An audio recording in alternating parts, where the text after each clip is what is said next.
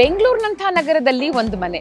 ಈ ಮನೆಯ ತಾಪಮಾನ ಹೊರಗಿನ ತಾಪಮಾನಕ್ಕಿಂತ 3 to 4 ಡಿಗ್ರೀಸ್ ಕಮ್ಮಿ ಇರುತ್ತೆ. ಈ ಮನೆಯ ಸುತ್ತಲೂ ಸ್ವಾಭಾವಿಕವಾಗಿ ಒಂದು ಮೈಕ್ರೋ ಎನ್ವೈರನ್ಮೆಂಟ್ ಸೃಷ್ಟಿಯಾಗಿದೆ. ಈ ಮನೆಯ ಗೋಡೆಗಳನ್ನ ಥರ್ಮೋಸ್ ಫ್ಲಾಸ್ಕ್ ನ ಹಾಗೆ ಕಟ್ಟಲಾಗಿದೆ, so it escapes direct heat. ಈ ಮನೆಗೆ almost 30 years there was no water connection. ಇವ್ರ ಮನೇಲಿ ಎಲ್ಲರೂ ಕುಡಿಯೋದು ಕಾವೇರಿ ನೀರೋ ಬೋರ್ ನೀರೋ ಅಲ್ಲ, ಟ್ರೀಟೆಡ್ ವಾಟರ್.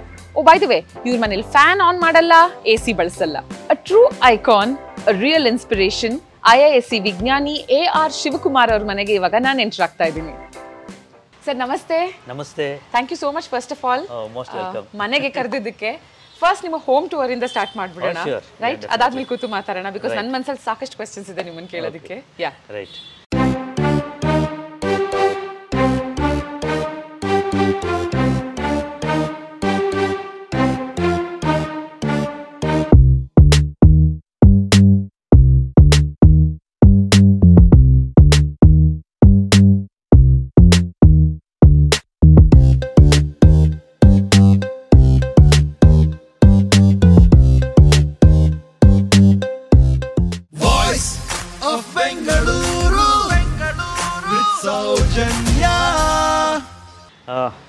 ಫಸ್ಟ್ ಇಲ್ಲಿ ನಮ್ಮ ರೈನ್ ವಾಟರ್ ಹಾರ್ವೆಸ್ಟಿಂಗ್ ಇಂದ ಸ್ಟಾರ್ಟ್ ಮಾಡೋಣ. ಯಾಕೆಂದ್ರೆ ನಮ್ಮ ಮನೆಯಲ್ಲಿ ಸಾಕಷ್ಟು ಮಳೆ ನೀರು ಶೇಖರಣೆ ಮಾಡಿದ್ವಿ. ನಾರ್ಮಲಿ ಎಲ್ಲರ ಮನೆಗಿದ್ದಾಗೆ ನಮ್ಮ ಮನೆಯಲ್ಲೂ ಕೂಡ ಚಾವಣಿ ರೂಫ್ ಇಂದ ನೀರು ಬರ್ಲಿಕ್ಕೆ ಪೈಪ್ ಇದೆ.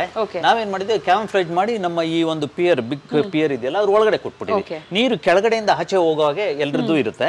ನಾವೇನ್ ಮಾಡಿದ್ವಿ, ಸ್ವಲ್ಪ ಮೇಲೆ ತಗೊಂಡು ಇದೊಂದು ಫಿಲ್ಟರ್, ಇದು ಪಾಪೋ ಫಿಲ್ಟರ್ ಅಂತ ನಾನೇ ಕಂಡುಹಿಡಿದಿರೋದು, ರೈನ್ ಟ್ಯಾಪ್ ಪಾಪೋ ಫಿಲ್ಟರ್ ಅಂತ ಕಂಡುಹಿಡಿದೆ. ಇದಕ್ಕೆ ನಮ್ಮ ಪೇಟೆಂಟ್ ಇದೆ.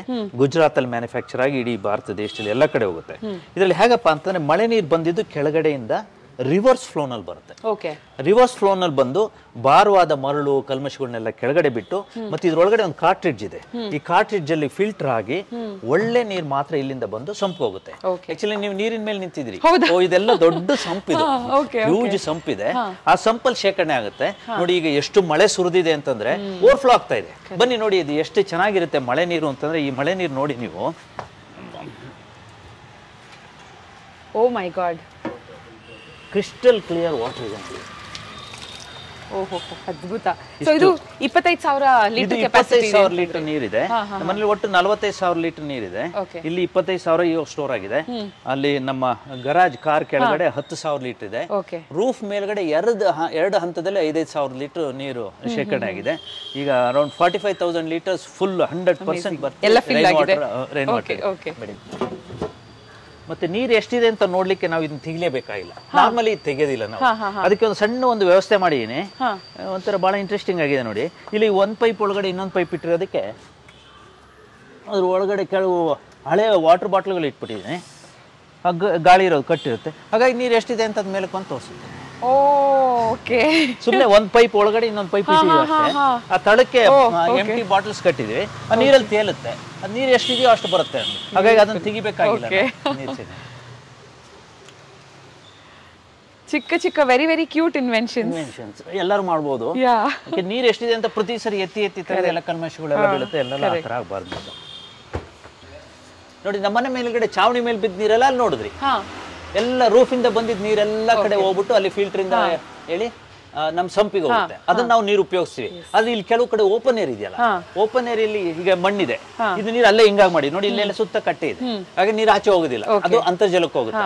ಎರಡನೇದು ಏನಪ್ಪಾ ಅಂತಂದ್ರೆ, ಈ ಸಿಮೆಂಟು ಅಲ್ಲಿ ಇಲ್ಲಿ ಇದ್ದಿದ್ದು ಹೆಚ್ಚಾಗಿದ್ ನೀರೆಲ್ಲ ಬಂದಿದ್ದು ನಾವು ಆಚೆ ಬಿಡೋದಿಲ್ಲ. ಅದಕ್ಕೊಂದು ಬಾವಿ ತೆಗ್ದಿದ್ದೀನಿ. ಇಲ್ಲಿ 3 ಅಡಿ ಆಗ್ಲದ್ದು 15 ಅಡಿ ಆಳದ ಬಾವಿ ಇದೆ. ನೀರನ್ನು ಉಪಯೋಗಿಸಬಹುದು, ಅದಕ್ಕೊಂದು ಸಣ್ಣ ಪಂಪು ಕೂಡ ಹಾಕಿದೀವಿ ನೋಡಿ. ಇವತ್ತು ಇಂಥ ಬೇಸಿಗೆ ಮಳೆ ಇನ್ನು ಈಗ ಸ್ಟಾರ್ಟ್ ಆಗ್ತಾ ಇದೆ ನೋಡಿ, ಇಲ್ಲಿ 2 ಅಡಿ 3 ಅಡಿನಲ್ಲಿ ನೀರು ತೋರಿಸ್ತಾರೆ. ಹೌದು, ಬಾವಿಯಲ್ಲಿ ತುಂಬಾ ನೀರಿದೆ. ಈಗ ಇದರಲ್ಲಿ 10 ಅಡಿಗಿಂತ ಜಾಸ್ತಿ ನೀರಿದೆ. ಇದು ಅಷ್ಟು ನೀರು ತುಂಬಿಕೊಡುತ್ತೆ. ಅಂದ್ರೆ ಅಂತರ್ಜಲ ಅಷ್ಟು ಚೆನ್ನಾಗಿ ಇಂಪ್ರೂವ್ ಆಗಿದೆ. ಇದು ಒಬ್ರದಲ್ಲ ನೀರು, ಸುತ್ತಮುತ್ತ ಎಲ್ಲ ರೀಚಾರ್ಜ್ ಮಾಡೋದಕ್ಕೆ ನಮಗೂ ಕೂಡ ಬಂದಿದೆ. ಸೊ ನಮ್ಮ ಬೋರ್ವೆಲ್ ಅಲ್ಲಿ ನಮ್ಮ ಬಾವಿಲಿ ನೀರಿದೆ ಅಂದ್ರೆ we have to be thankful ಬೇರೆಯವ್ರಿಗೆ, ಯಾಕೆಂದ್ರೆ ಅಲ್ಲಿಂದನೂ ಕೂಡ ಬಂದಿರುತ್ತೆ. ಗೋಡೆ ಥರ್ಮೋಸ್ ಫ್ಲಾಸ್ಕ್ ಅಂತ ಹೇಳಿದ್ನಲ್ಲ, ಈ ಗೋಡೆ ಇಟ್ಟಿಗೆಗಳನ್ನ ಗೋಡಿ ಇಟ್ಟಿರೋದ್ರಿಂದ ಈ ಇಟ್ಟಿಗೆ ಹಿಂದೆ 3 ಇಂಚ್ ಏರ್ ಗ್ಯಾಪ್ ಇದೆ. ಈ ಗೋಡೆ ಒಂಥರ ಫ್ಲಾಸ್ಕ್ ಇದ್ದ ಹಾಗೆ, ಹಾಗಾಗಿ ಹೊರಗಡೆಯಿಂದ ಹೀಟ್ ಒಳಗಡೆ ಹೋಗೋದಿಲ್ಲ. ಈ ತರ ಕಾಸ್ಟು ಕಡಿಮೆ, ಗೋಡೆನೂ ಕೂಡ ಆ ತರ ಇದೆ. ರ್ಯಾಟ್ ಟ್ರ್ಯಾಪ್ ಡಿಸೈನ್ ಅಂತ ಹೇಳ್ಬೋದು. ಸೊ ಮನೆ ಎಲ್ಲ ಗೋಡೆಗಳು ಅದೇ ತರ ಇದೆ. ಆಗ್ಲೇ ಹೇಳಿದಾಗೆ ಸಾಕಷ್ಟು ನಮ್ಮ ವಿಂಡೋಸು ಡೋರ್ಸ್ ಇದೆ. ಈ ಡೋರ್ಸ್ಗಳು ಸಾಕಷ್ಟು ವಿಂಡೋಸು ಡೋರ್ಗಳಿಗೆ ನಾವು ಕರ್ಟನ್ಗಳು ಏನೂ ಹಾಕಿಲ್ಲ. ಅದ್ರ ಹಿಂದೆ ಇದೆ ನೋಡಿ, ನೀವು ಯಾವ ಕಿಟಕಿಯಿಂದ ನೋಡಿದ್ರು ಕೂಡ ಅಥವಾ ಬಾಗಿಲಿಂದ ನೋಡಿದ್ರು ಕೂಡ ಹಸಿರಿನ ಒಂದು ಕರ್ಟನ್ ಕಾಣಿಸುತ್ತೆ, ಗ್ರೀನ್ ಕರ್ಟನ್ ಕಾಣಿಸುತ್ತೆ. ಅಂಡ್ ಇದು ಕೂಡ ಕೋವಿಡ್ ಅಲ್ಲಿ ಹುಟ್ಕೊಂಡಂತ ನಿಮ್ಮ ಬ್ರೈನ್ ಚೈಲ್ಡ್ ಅಂತ ಗೊತ್ತಾಯ್ತು. ಹಳೆ ಟೈರ್ಗಳು ಉಪಯೋಗಿಸ್ಕೊಂಡು ನಾವು ಇಲ್ಲಿ ಕೆಲವು ಸ್ಟೂಲ್ಗಳು ಇದು ಎಲ್ಲ ಮಾಡಿದ್ವಿ. Okay okay.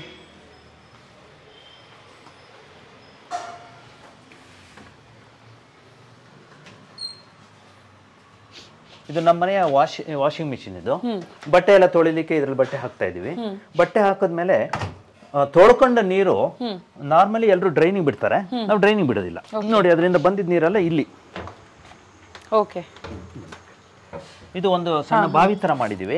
ಬಾವಿ ಅಂತಂದ್ರೆ ನೀರು ಕೆಳಗಡೆ ಭೂಮಿಗೆ ಅಂತರ್ಜಲಕ್ಕೆ ಹೋಗಬಾರ್ದು. ಇದು ಅದಕ್ಕೆ ಎಲ್ಲ ಕಡೆ ಸಿಮೆಂಟ್ ಪ್ಲಾಸ್ಟರ್ ಮಾಡಿರೋದ್ರಿಂದ ನೋಡಿ ನೀರಿದೆ ಇಲ್ಲಿ. ಅದು ಈಗ ವಾಷಿಂಗ್ ಮಿಷಿನ್ ಇಂದ ಬಂದ ನೀರು ಅಂತ ಏನಿಲ್ಲ, ಸ್ವಲ್ಪ ಸೋಪಿನ ನೊರೆ ಅದು ಇರುತ್ತೆ.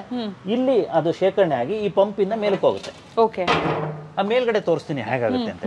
ಅದೊಂದು ನೋಡಿ, ಇಲ್ಲಿ ಇದು ನಮ್ಮ ಅಡಿಗೆ ಮನೆ.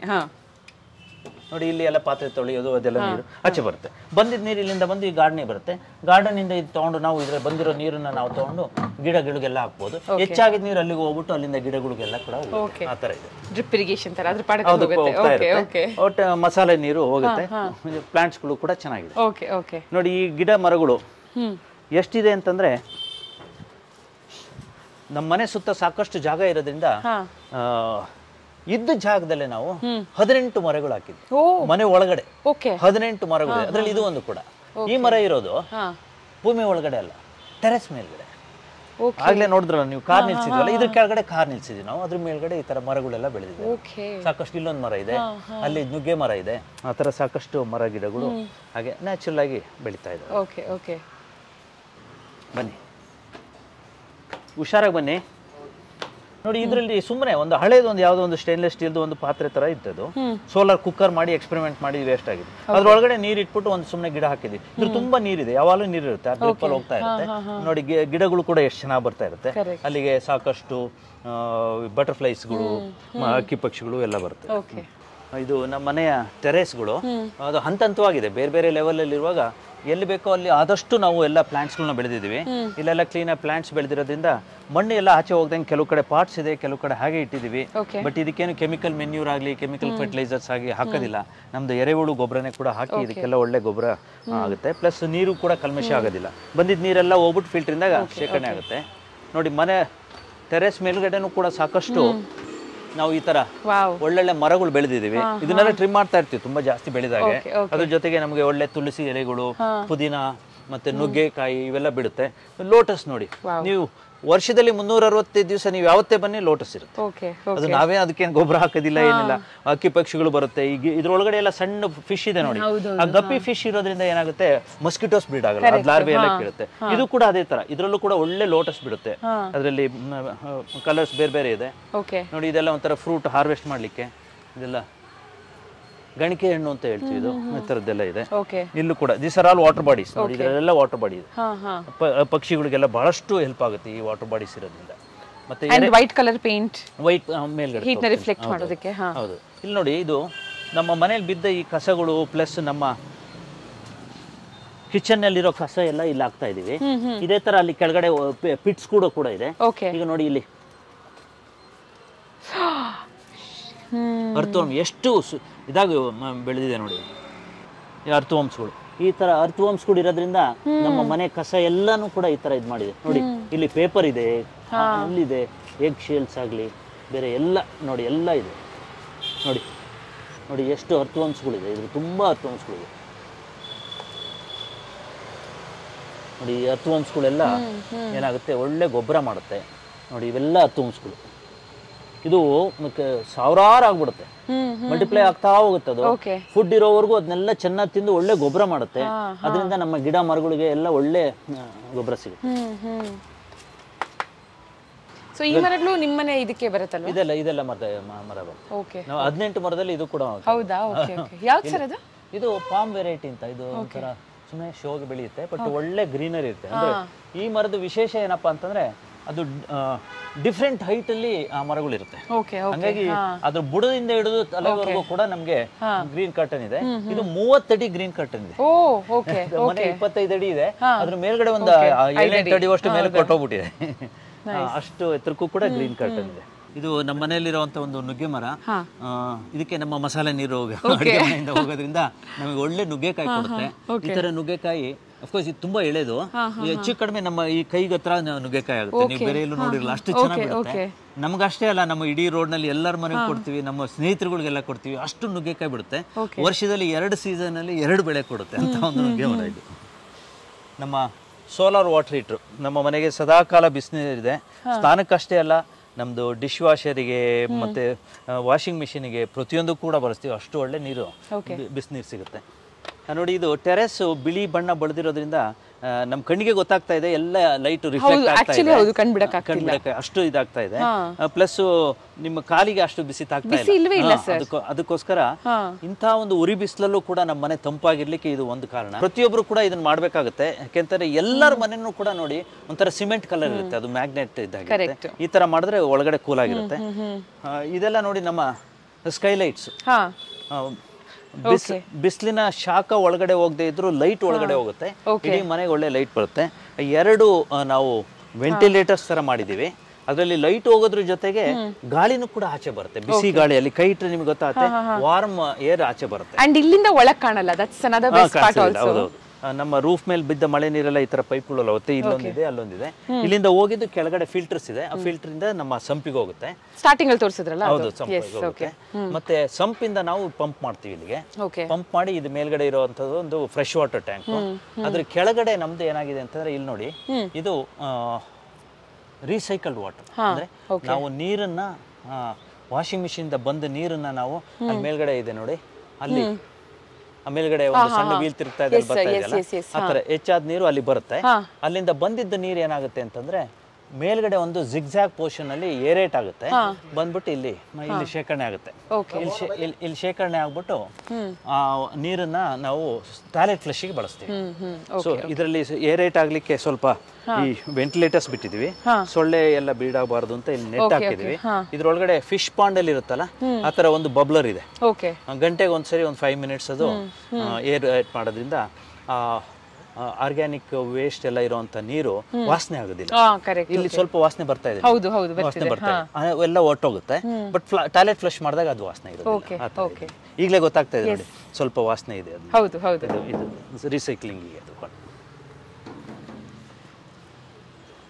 ನಾವು ಟೆರೆಸ್ ಮೇಲೂ ಕೂಡ ಸಾಕಷ್ಟು ಗಿಡಗಳು ಬೆಳೆದಿದ್ವಿ. ಅಲ್ಲಿ ಇದು ಸೀಬೆ ಗಿಡ ಇದೆ, ಸಪೋಟ ಗಿಡ ಇದೆ, ಪನ್ನೇರ್ಲೆ ಗಿಡ ಇದೆ, ನೇರ್ಲೆ ಗಿಡ ಇದೆ. ಈ ಥರ ಗಿಡಗಳನ್ನು ಕೂಡ ಫ್ರೂಟ್ ವೆರೈಟೀಸು ಕೆಲವು ಹಾಕಿದ್ದೀವಿ. ಆ ಬೇವಿನ ಮರ ಎಷ್ಟು ದೊಡ್ಡದಿದೆ ಅಂತಂದ್ರೆ 4 ಮನೆಗಳಿಗೆ ಸಾಕಷ್ಟು ಒಳ್ಳೆ ಗಾಳಿ ವಾತಾವರಣ ಕೊಡುತ್ತೆ. ಒಂಥರ ಮೆಡಿಸಿನಲ್ ಪ್ಲಾಂಟ್ ಇದೆ, ಸಾಕಷ್ಟು ಕೊಡುತ್ತೆ. ನೋಡಿ ಎಷ್ಟು ಹೊಲಸಾಗಿ ಬೆಳೆದಿದೆ ಅದು. ಇನ್ಫ್ಯಾಕ್ಟ್ ಅದು ಇಲ್ಲಿ ಟೆರೆಸ್ಗೆಲ್ಲ ಬಂದ್ಬಿಡುತ್ತೆ. ಅವಾಗ ನಾವು ಟ್ರಿಮ್ ಮಾಡಿ ಆ ಲೀವ್ಸನ್ನೆಲ್ಲ ಒಳ್ಳೆ ಗೊಬ್ಬರ ಮಾಡಿ ಆ ಒಂದು ಇದ್ರಲ್ಲಿ ಇಟ್ಕೊಂಡಿದ್ದೀವಿ. ಅಷ್ಟು ಚೆನ್ನಾಗಿರೋಂಥ ಇದು ಬಯೋ ಎನ್ಸೈಮ್ ಅಂತ ಫ್ರೂಟ್ ವೆರೈಟೀಸು ಅದು ಇದು ಎಲ್ಲ ಇಲ್ಲಿ ಹಾಕ್ತಾ ಇರ್ತೀವಿ.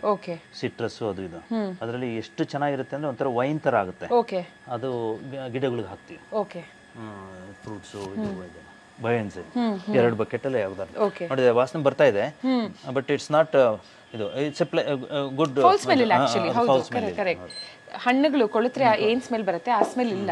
ದೋ ಇಟ್ಸ್ ಫ್ರೂಟ್ಸ್. ಇದು ನಾರ್ಮಲ್ ರೆಫ್ರಿಜರೇಟರ್ ನಾವು ತಗೊಂಡಾಗ ಈ ಕಡೆ ಹ್ಯಾಂಡಲ್ ಇದೆ ನೋಡಿ, ಇಲ್ಲಿ ಕೈ ಇಟ್ಬಿಟ್ಟು ಈಗ ತೆಗಿಯೋದು. ಈಗ ಇಲ್ಲಿ ತೆಗಿಲಿಕ್ಕೆ ಬರೋದಿಲ್ಲ. ನಾವೇನ್ ಮಾಡಿದ್ವಿ, ಇಲ್ಲಿ ಹಿಂಜಸ್ ಈ ಕಡೆ ಇತ್ತು, ಆ ಹಿಂಜಸ್ ತೆಗೆದ್ಬಿಟ್ಟು ಈ ಕಡೆ ಹಾಕಿದ್ವಿ. 2 ಕಡೆ ಹಿಂಜಸ್ ಈ ಕಡೆ ಹಾಕಿದ್ವಿ, ಈ ಕಡೆಯಿಂದ ನಾವು ತೆಗಿಯೋದು. ಈಗ ನಾರ್ಮಲ್ ಏನ್ ಮಾಡ್ತೀವಿ, ಎಡಗೈನಲ್ಲಿ ಈ ತರ ತೆಗಿತೀವಿ, ಬಲಗೈನಲ್ಲಿ ನಾವು ಪಾತ್ರೆ ಏನಾದ್ರು ತಗೊಂಡು ಈಗ ಆಚೆ ಇಟ್ಬಿಟ್ಟು ಕ್ಲೋಸ್ ಮಾಡ್ತೀವಿ. ಹಾಗಾಗಿ ಏನಾಗುತ್ತೆ, ಎಲೆಕ್ಟ್ರಿಸಿಟಿ ಸಾಕಷ್ಟು ಸೇವ್ ಆಗುತ್ತೆ. ಈ ಕಡೆ ಇದ್ದ ಹಿಂಜಸ್ನ ಆ ಕಡೆ ಹಾಕಿದ್ವಿ, ಆ ಕಡೆ ಇದ್ದ ಹ್ಯಾಂಡ್ಲು ಈ ಕಡೆ. ಇದು ನಮ್ಮ ಡ್ರಿಂಕಿಂಗ್ ವಾಟರ್ ಟ್ರೀಟ್ಮೆಂಟ್ ಪ್ಲಾಂಟ್. ಇದು ಮಳೆ ನೀರು ಶೇಖರಣೆ ಆಗಿರ್ತಲ್ಲ, ಮಂತ್ಸ್ ಟುಗೆದರ್ ಶೇಖರಣೆ ಆಗಿದ್ದನ್ನ ನಾವು ಟ್ಯಾಪ್ ಇಂದ ಇದಕ್ಕೆ ತುಂಬ್ತೀವಿ. ಇದು ಒಂದು ಸ್ಟೀಲ್ ವೆಸೆಲ್. ಇದು ವೆಸೆಲ್ಗೆ ಟ್ಯಾಪ್ ಕೂಡ ಇದೆ. ಇದ್ರ ಒಳಗಡೆ ಬೆಳಕು ಹೋಗದಾಗೆ ಮುಚ್ಚಲಿಕ್ಕೆ ಮುಚ್ಚಳ ಇರುತ್ತೆ. ಇದರಲ್ಲಿ ಬೆಳಕು ಹೋಗೋದಿಲ್ಲ. ಕತ್ಲಲ್ಲಿ ನಾವು 8 ರಿಂದ 10 ಗಂಟೆಗಳ ಕಾಲ ಈ ತರ ಬೆಳ್ಳಿಯ ತಗಡು ಇದು ಈ ತರ ತಗಡುಗಳಿದೆ ಇಲ್ಲಿ, ಅದನ್ನ ಇಟ್ಟರೆ ಬೆಳ್ಳಿಯ ತಗಡಿನ ಜೊತೆ ಕಾಂಟ್ಯಾಕ್ಟ್ ಬಂದಾಗ ಬ್ಯಾಕ್ಟೀರಿಯಾಸ್ ಎಲ್ಲ ಸಾಯುತ್ತೆ, ಅವಾಗ ಪ್ಯೂರ್ ವಾಟರ್ ಆಗುತ್ತೆ. ಸೊ 8 to 10 hours ಆದ್ಮೇಲೆ ಇದ್ರಲ್ಲಿ ಬರುವಂತ ನೀರು 0 ಬ್ಯಾಕ್ಟೀರಿಯಾ ಆಗುತ್ತೆ. ಬ್ಯಾಕ್ಟೀರಿಯಾ ಇಲ್ದಿದ್ರು ಕೂಡ ನಾವು ಟ್ರೀಟ್ ಮಾಡೇ ಇದು ಮಾಡ್ತೀವಿ.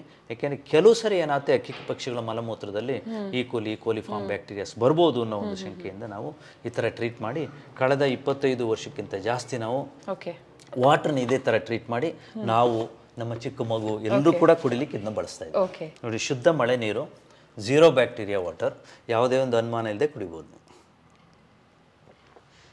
ತುಂಬಾ ಚೆನ್ನಾಗಿದೆ, ವೆರಿ ನೈಸ್. ಬೆಳ್ಳಿಯ ತಗಡು ನೀರಲ್ಲಿ ಕರಗೋದಿಲ್ಲ, ಇದು ಯಾವಾಗಲೂ ಕತ್ಲಲ್ಲಿ ಇರಬೇಕು. ಆಚೆ ಇಟ್ಟರೆ ಕಪ್ಪಗಾಗ್ಬಿಡುತ್ತೆ. ಮತ್ತೆ 4 ದಿವಸ ಅಥವಾ 5 ದಿವಸಕ್ಕೊಂದ್ಸರಿ ತೆಗೆದು ಟ್ಯಾಪ್ ಕೆಳಗಡೆ ಸಿಂಕಲ್ಲಿ ಕ್ಲೀನ್ ಆಗಿ ತೊಳೆದು ಒಣ ಬಟ್ಟೆನಲ್ಲಿ ಒರೆಸ್ಬೇಕು. ಸೋಪ್ ಹಾಕ್ಬಾರ್ದು, ಯಾವುದು ಕೆಮಿಕಲ್ಸ್ ಹಾಕ್ಬಾರ್ದು, ಯಾವುದೂ ಹಾಕ್ಬಾರ್ದು. ಬರೀ ನೀರಲ್ಲಿ ತೊಳೆದು ವಾಪಸ್ ಹೀಗೆ ಇಡಬೇಕು. ಇಟ್ಬಿಟ್ಟು ಈ ಕತ್ಲಲ್ಲಿ ಇರಬೇಕು. ಮತ್ತೆ ಅದನ್ನ ಯಾವಾಗಲೂ ಮುಚ್ಚಿಡ್ಬೇಕು. ಮತ್ತೆ ಯಾವಾಗಲೂ ನೀರಿರಬೇಕು.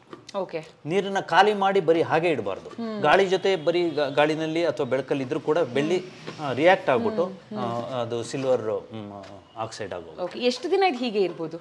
ಇವಾಗ ಫಾರ್ ಎಕ್ಸಾಂಪಲ್ ನೀವು ಊರಿಗೆ ಹೊರಟ್ರಿ, ಒಂದು ವಾರವರೆಗೂ ಹೀಗೆ ಇದ್ರೂ ವಾಟರ್ ಸೇಫ್ ಆಗಿರುತ್ತಾ? ಸಿಲ್ವರ್ ಅಲ್ಲಿ ಟ್ರೀಟ್ ಮಾಡಿದ್ದು 0 ಬ್ಯಾಕ್ಟೀರಿಯಾ ವಾಟರ್ ನೀವು 1 ದಿವಸ ಅಲ್ಲ, 1 ವಾರ ಅಲ್ಲ, 1 ತಿಂಗಳಲ್ಲ, 1 ವರ್ಷ ಅಲ್ಲ, 100 ವರ್ಷ ಇಟ್ಟರು ಕೂಡ ಏನೂ ಆಗೋದಿಲ್ಲ. ನೀವು ಅಷ್ಟು ಚೆನ್ನಾಗಿರುತ್ತೆ. ಯಾಕೆಂದ್ರೆ ವಾಟರ್ ಆಲ್ಮೋಸ್ಟ್ ಇನರ್ಟ್ ಇದ್ದ ಹಾಗಿರುತ್ತೆ.